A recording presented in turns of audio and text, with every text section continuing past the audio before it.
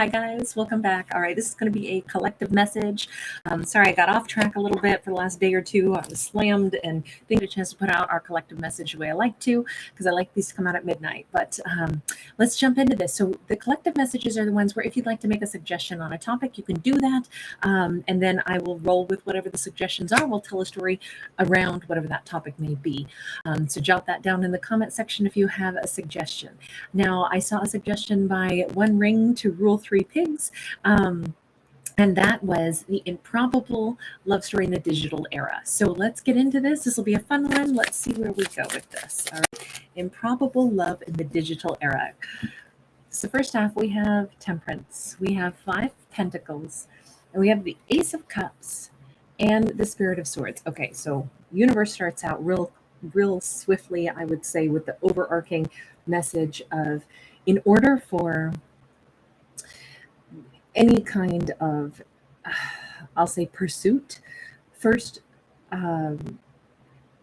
obviously, both people have to be willing to probably give a little bit more grace and be in the same energy flow of personal balance and kind of know what they're in for. Because in the digital era, it means that part of everything is going to be very real and very tangible, right? There's one foot standing on earth, and then the other one is going to be submerged into that energy current, that flow of messages and that flow of information that's going to come at them, that's going to hit differently, maybe even hit in a more heck, it could be that it could hit characters in a more profound emotional way than if they were dealing with somebody who was tangibly in front of them. So it says it's going to require a lot of extra skill set to be able to do love in the digital era.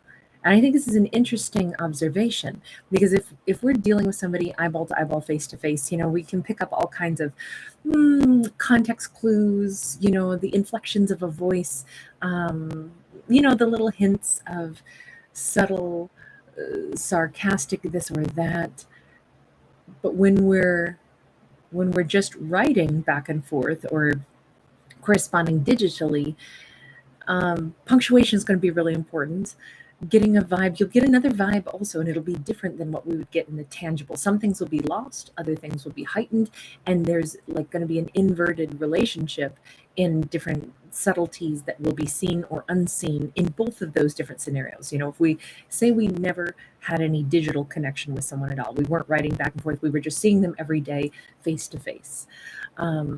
Yes, there would be advantages, but there could also be subtleties that are missed out on, because when you're forced to do digital stuff, writing back and forth, text and such, although there can be great opportunity for like misinterpretation, sometimes, when I write, sometimes I learn what I really think. I didn't know my brain was like my inner self, my subconscious had worked out some of the details that it had until I write it down, and then I reread it and I go, yeah, that totally makes sense. Like, that's totally what I think. I guess I couldn't have, if I were having a conversation, I probably couldn't have articulated it so well. But if I sit down and write, sometimes things actually come out better. That could be an advantage. Disadvantage could also be there's a lot of space for misinterpretation. Regardless, it could be a little bit more of a bumpy, energetic, emotional ride in the digital era is what this suggests. So walking into that with eyes wide open. Now, the next part of this is that with the 5 of Pentacles is going to be really important that if characters are at a place where they're feeling like, I want to connect with someone, they got to understand their own need, understand if they're feeling a deficit, understand that probably so are other people. So the sensitivity has to be there to understand we're probably not the only ones that are seeking connection. And so understanding that right out of the gate, our own needs, but then also the fact that someone else probably has felt out in the cold and they felt needs. So to be able to be like extra sensitive to the subtleties of, well, human need for companionship, human need, like that's why characters would be trying to reach out Perhaps. I mean, of course, there's always the catfishing, but that's a whole different thing, right? We're under the assumption right now that if a relationship could be successful in the digital era, this is perhaps what it might take, is this overarching like comprehension that we're seeking connections, right? And maybe it's as tough for everybody, and maybe there's a reason that it's dreaded but also still desired, to form a bond. And so there's like a need for a gentle sensitivity. This, I think, is probably the most important card, because this is like personal love, to also say, just because I may want a connection with others doesn't make me desperate. Just because I may want to attempt to, find a bond, that's not because I'm in some, even if of course I'm hungry for connection, it doesn't mean that I'm some pathetic, desperate person. I can be whole and love myself, and I'm not lowering myself in any way, shape, or form to acknowledge it. Yeah, but I'd like to connect with another soul. And even if it's difficult, I mean, there's a lot of good that comes from being around other humans, right? Um, Knowing that we're social creatures, we just flat out are, and that's okay. So not feeling bad about oneself because there is a need to connect. And I think that's a super important message on that one. Please remember, these are fictional stories about fictional characters. I'm not telling you what's true or what's right. This storytelling is at the mercy of whatever the cards are that come out, and then however I interpret as the storyteller. And I have no idea what's coming. So just know, have fun with these stories, but don't think I'm telling you how life is, okay? Um, the fact that we have the Queen of Swords next, there's also a need to stay truthful, but there's also a need to listen to one's intuition. So a Queen of Swords can be very, very ice cold and logical sometimes, but the Queen says she would be using the gravitational pull. This doesn't have to be a feminine, but again, for a character to have a relationship in the digital era, they energetically want to pull something toward them, but they still want something true, which means they have to be truthful that probably there will be lots of things that they gravitate or that they pull toward them, and not everything is going to work out. But if they're really truthful, and if they really listen to their intuition and really understand, why am I attracting maybe the kinds of people that I am, or maybe why am I interested in attracting anybody at all, that might really help them. Like, what is it that I'm seeking from an interaction? So it's very much, these two cards specifically are about the self, the character who is going to be attempting to have a connection in the digital era has to be really honest if they're going to be successful. And they have to know that it's okay that they want that doesn't make them some, sorry, sad sap. No, they're a whole person. But of course they want human connection. What's wrong with that? But then also, what kind of human connection am I really seeking? Am I looking just for passion? Am I looking for, like, why am I guided toward one thing or the other? And it could be that their subconscious is really going to help them. Like if they listen closely, they could really get better in touch with themselves also, as they better understand what kind of people or what kind of scenarios they're drawn to and why. So this is actually a chance for a lot of self-reflection in this potential digital era. But there's also like I think the awareness that got to be open to the fact that it could be different, and it could, in some respects, make a character dive deeper into their emotion and subconscious, because it's going to be more up here instead of in the tangible world. That's an interesting concept, and one I've never contemplated before. So that was actually kind of cool. All right, so let's just say a character does go ahead and they meet someone in the digital era. Now, digital era to me, yes, it could mean emails, texts, it could mean FaceTime, and social media and all of that. We have a Five of Swords in the reverse. We have the Moon upright, and we have the Four of Pentacles. So say they do meet someone. All right, so it starts out and it's like, hey, I'm open to this, but instantly, oh my God, there's so much I don't know. What are they hiding from me? Maybe I'm going to hide some stuff from them, because I'm assuming they're hiding some stuff from me. But we started out saying, well, I'm open. Subconsciously, I'm always wondering, what do I not know? So right there, we begin with an energy of, I'm going to say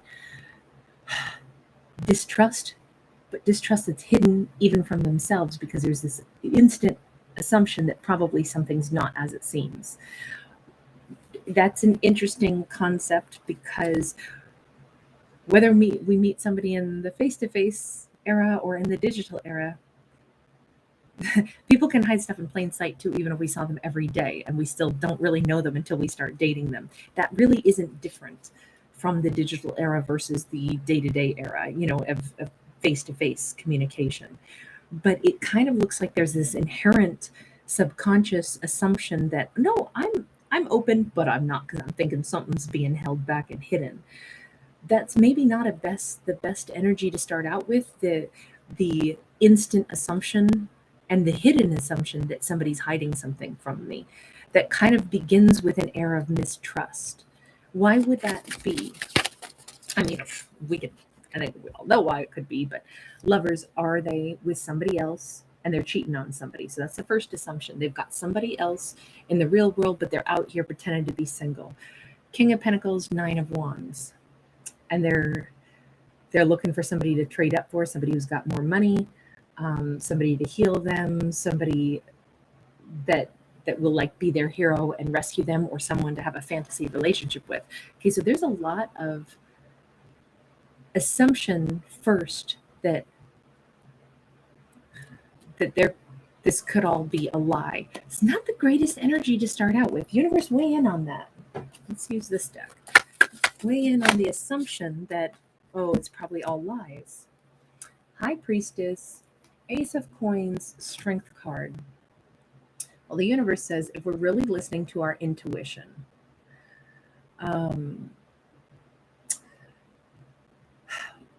there will probably be some of those characters who are out there playing that exact game.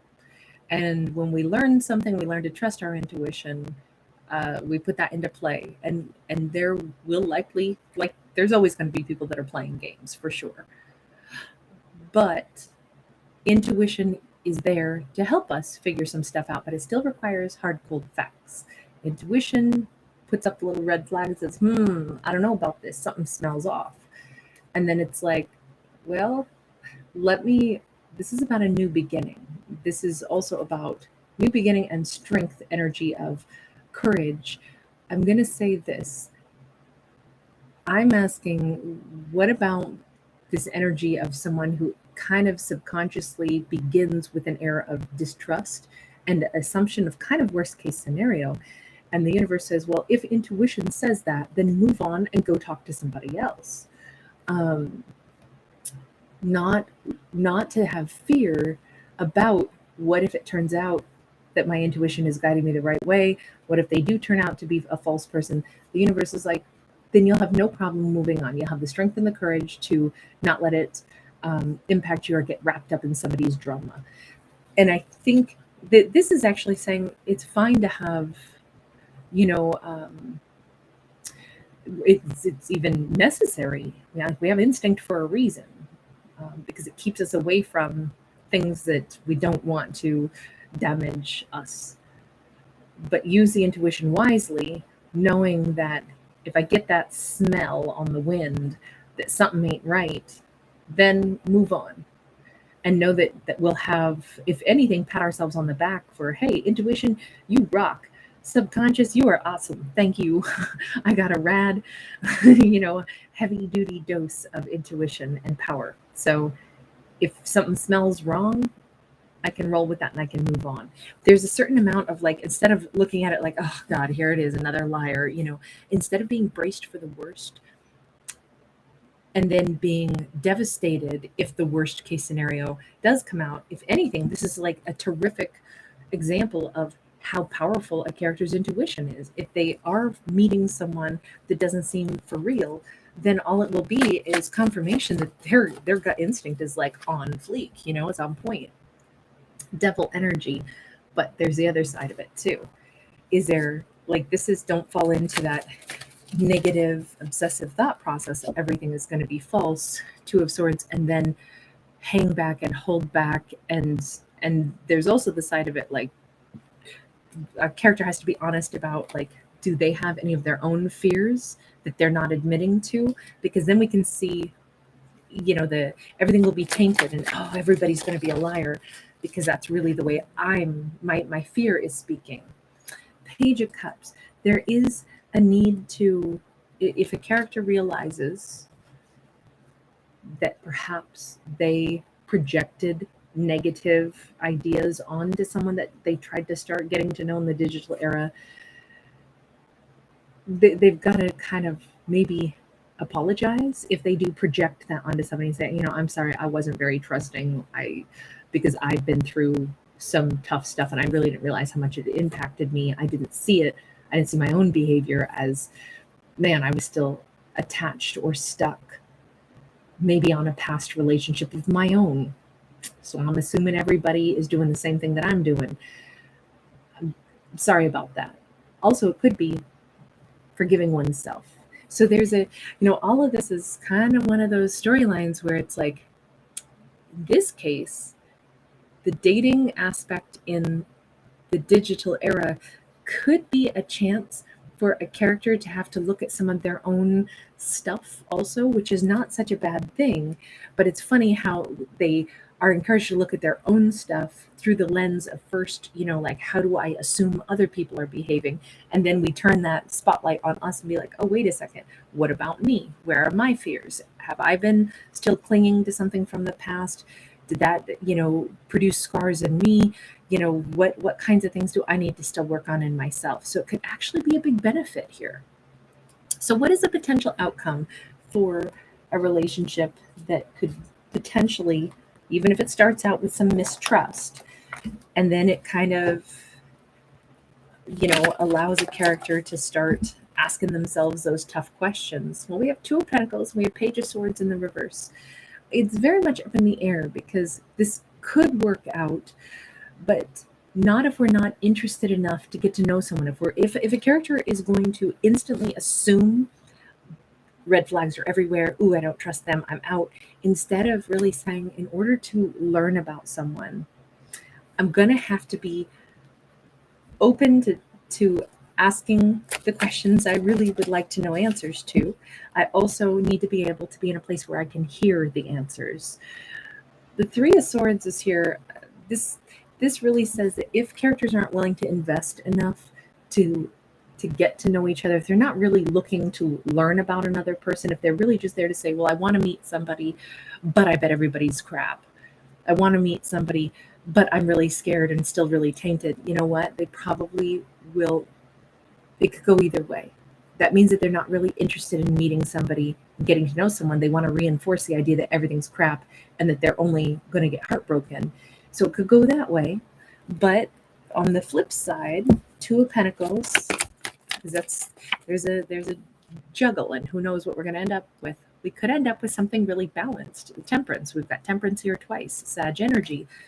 This could actually be an amazing and even slow opportunity. We got Nine of Wands, we got Page of Wands, to heal one's heart. If we use that chance to look at our own fears, if we use that chance to just peacefully, slowly get to know someone, not prematurely judge anybody, and just take it one step at a time, we could do some profound healing, and we could find the love of our life, and it could be a huge bonus to date in the digital era, because like we said at the beginning, there is a chance to have a really different, like, energetic connection, and it could be very healing, very soothing.